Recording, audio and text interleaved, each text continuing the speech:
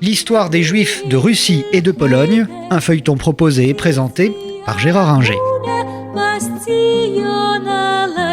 Bonjour, nous avons vu qu'en 1855, Nicolas Ier décède, ce qui ne suscite pas des douleurs particulières dans la communauté juive, dans la mesure où on a eu affaire à un tsar particulièrement antisémite. C'est son fils Alexandre II qui va lui succéder, et Alexandre II a une vision très différente de celle de son père. C'est lui qu'on appellera le tsar libérateur, dans la mesure où il va supprimer le servage et donc rendre les paysans russes libres, dans la mesure également où il va mettre en place des conseils municipaux, les zemstvos, qui d'ailleurs seront ouverts aux Juifs. Alexandre Ier, au début de son règne, se montre plus ouvert que son père. Il supprime purement et simplement le système du cantonnement. Et là, c'est effectivement un grand soupir de soulagement dans les communautés juives.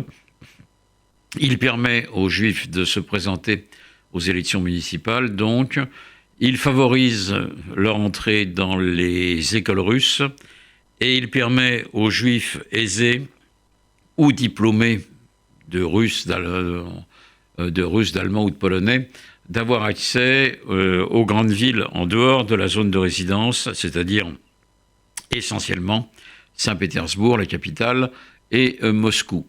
Ce qui fait qu'on voit apparaître assez vite une classe juive aisée, certes peu nombreuse par rapport aux 5 millions de juifs qui vivent en Pologne et en Russie dans la zone de résidence. Cela ne concerne qu'au début quelques dizaines de milliers de juifs et puis un peu plus. Et on va voir apparaître des hommes d'affaires juifs, notamment la famille Ginsburg, qui va jouer un rôle important dans la finance en Russie et la mise en place des instruments financiers permettant la construction de chemins de fer ou d'usines métallurgiques dans lesquelles également les Juifs vont être présents, ainsi que dans l'industrie textile, peut-être là plus en Pologne qu'en Russie. Donc les premières années du règne d'Alexandre Ier ne sont pas libératrices à l'égard des Juifs qui continuent à être soumis à toutes les vexations possibles et imaginables, qui n'ont pas la citoyenneté pleine et entière, mais qui, encore une fois, peuvent quand même se faire élire dans les conseils municipaux.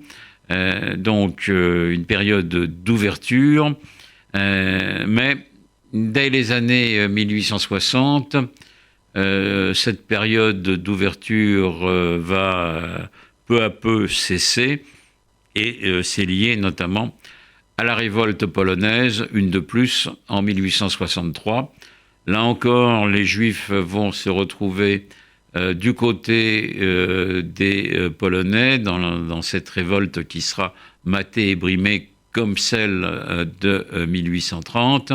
Et Alexandre II ne va pas apprécier particulièrement cette attitude des Juifs polonais. Et il va prendre des mesures qui vont ressembler à celles de son père, notamment sur le costume.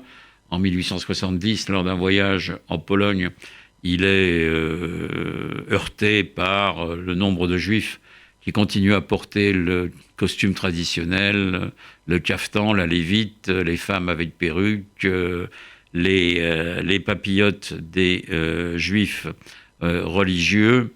Et il va essayer, là aussi, d'interdire le costume traditionnel, mais en vain. Il va vouloir aussi limiter la présence des Juifs dans les campagnes, pensant que l'alcoolisme des Russes est lié au rôle des aubergistes juifs. Naturellement, tout ça ne tient pas la route. Ces mesures seront vaines, mais elles vont contribuer au déplacement d'un certain nombre de Juifs qui vont aller d'ailleurs souvent dans le sud de la zone de résidence où les règles sont moins strictes, où on peut, dans certains cas, obtenir pour les Juifs des terres, et on va assister à des déplacements de population vers l'Ukraine, vers Kiev, qui à un moment par Nicolas Ier avait été retiré de la zone de résidence, et puis qui revient, et vers Odessa, le grand port russe sur la mer Noire, où la population juive va osciller entre un tiers et la moitié des habitants.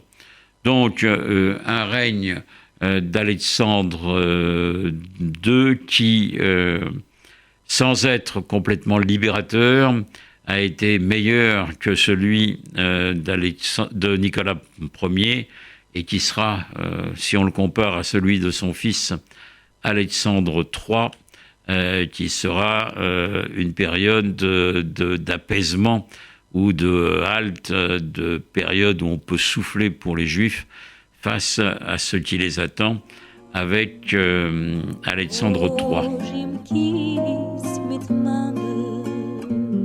C'était l'histoire des Juifs de Russie et de Pologne, un feuilleton proposé et présenté par Gérard Inger.